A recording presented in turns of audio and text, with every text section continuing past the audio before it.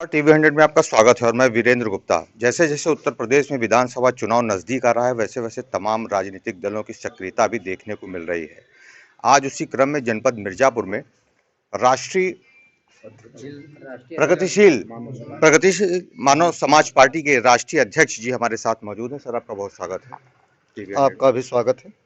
आज ये जो कार्यक्रम चल रहा है, क्या मकसद है इसके पीछे? आज प्रगतिशील मानव समाज पार्टी का कार्यालय उद्घाटन समारोह है। प्रगतिशील मानव समाज पार्टी का यहाँ पर आज कार्यालय का उद्घाटन हुआ और इस कार्यालय के माध्यम से प्रगतिशील मानव समाज पार्टी के संगठन को गतिशील व मजबूत बनाने के लिए कार्य को तेज किया जाएगा। विधानसभा चुनाव में प्रगतिशील मानव समाज पार्टी क्या अलग से चुनाव लड़ रही है या किसी के साथ में? प्रगतिशील मानव समाज पार्टी एनडीए का घटक दल है।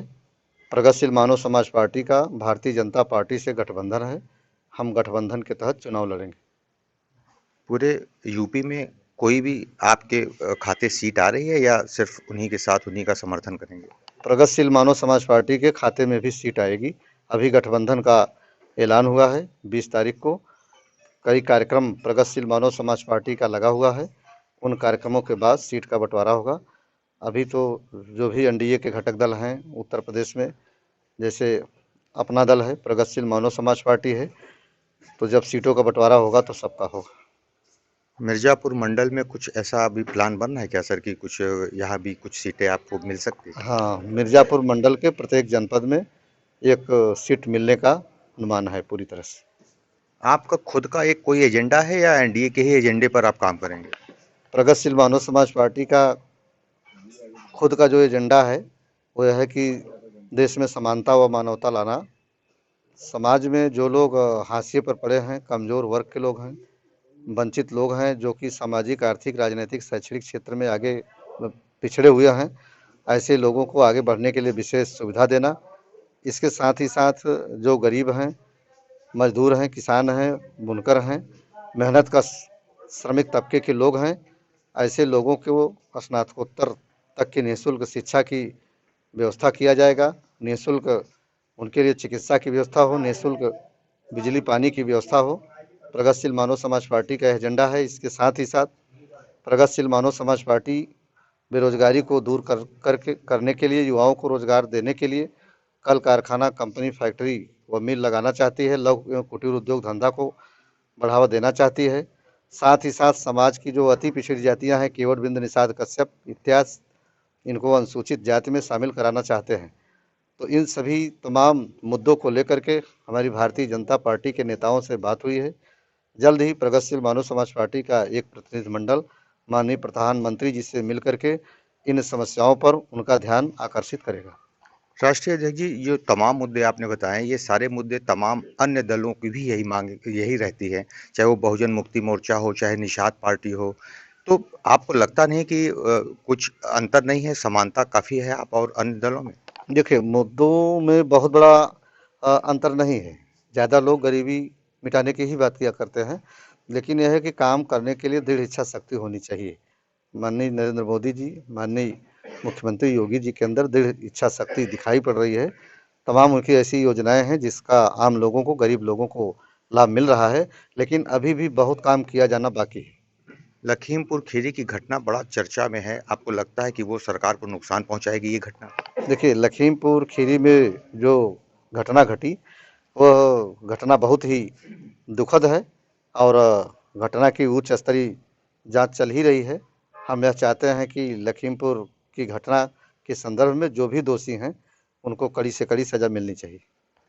आपको लगता है कि आपके एनडीए घटक दल का जो प्रतिद्वंदी, निकटतम प्रतिद्वंदी होगा, वो यूपी में कौन होगा?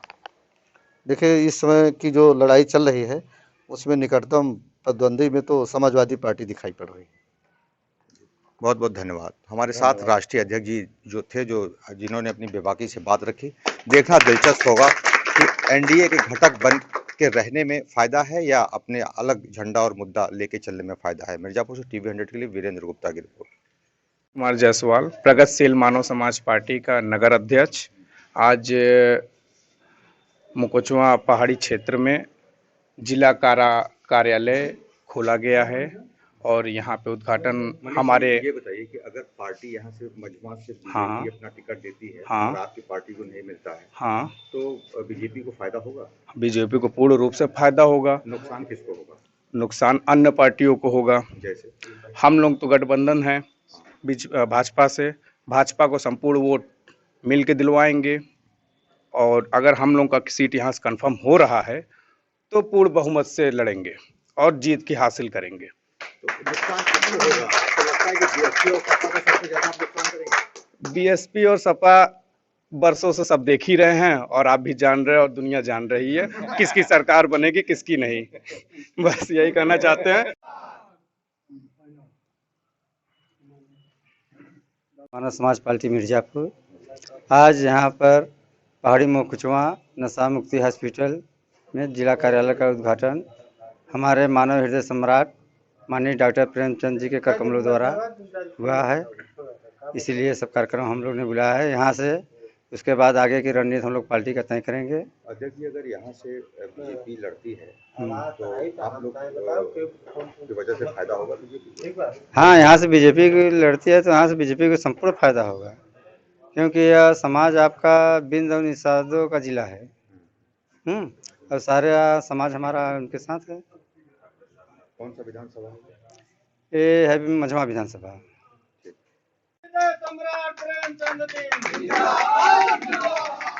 मानवता का काम करेगा वही देश का राज करेगा, जो मानव हित का काम करेगा वही देश का राज करेगा। मानवता की क्या पहचान, मानव मानव एक समान, मानवता की क्या पहचान, मानव मानव एक समान। हर मानव की शान है, हर मानव की